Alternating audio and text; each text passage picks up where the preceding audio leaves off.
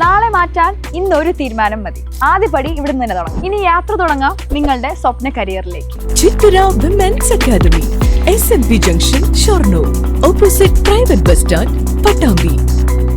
ഞാൻ പാർവതി ഗിരീഷ്. വാർത്തകൾ വിശദമായി. ഷൊർണൂർ നഗരസഭയുടെ മലിനജല സംസ്കരണ ശുദ്ധീകരണ പ്ലാന്റിന്റെ ഉദ്ഘാടനം ആഗസ്റ്റ് 3 നടക്കും. മന്ത്രി MP രാജേഷ് ഉദ്ഘാടന കർമ്മം നിർവഹിക്കും. ഷൊർണൂർ നഗരസഭയുടെ മലിനജല സംസ്കരണ ശുദ്ധീകരണ പ്ലാന്റിന്റെ ഉദ്ഘാടനം ആഗസ്റ്റ് 3 5 മണിക്ക് നടക്കും. തദ്ദേശ സ്വയംഭരണ വകുപ്പ് മന്ത്രി MP രാജേഷ് ഉദ്ഘാടനം നിർവഹിക്കും. ഷൊർണൂർ MLA P മമ്മിക്കുട്ടി അധ്യക്ഷത വഹിക്കും. 2024 മാർച്ചിലാണ് ഷൊർണൂർ നഗരസഭ ബസ് സ്റ്റാൻഡിനുള്ളിൽ പ്ലാന്റിന്റെ നിർമ്മാണം ആരംഭിച്ചത്. 1,10,00,000 രൂപ വിനിയോഗിച്ചുകൊണ്ടാണ് ഇതിന്റെ നിർമ്മാണ പ്രവൃത്തികൾ പൂർത്തീകരിച്ചിരിക്കുന്നത്.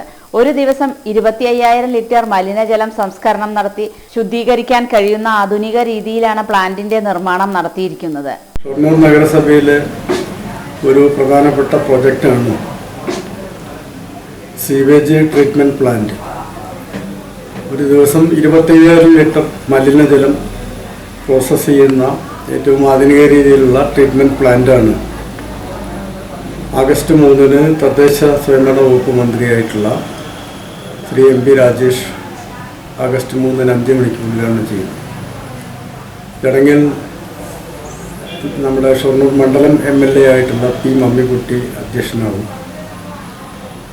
നഗരസഭയുടെ ഒരു വികസനത്തിൻ്റെ ഏറ്റവും പ്രധാനപ്പെട്ട ഒരു പ്രോജക്റ്റ് എന്ന നിലയിലാണ് ഇത് കഴിഞ്ഞ 2024 മാർച്ചിൽ ആരംഭിച്ച് ഇപ്പോൾ പണി പൂർത്തിയാക്കി നമ്മുടെ നഗരത്തിനടുത്തുള്ള എല്ലാ മലിനജലവും അതിലേക്ക് വന്നു ചേർന്ന് അത് ശുദ്ധീകരിച്ച് പുറത്തേക്ക് വിടുക എന്ന പ്രോജക്റ്റാണ് യാഥാർത്ഥ്യമാക്കിയത്.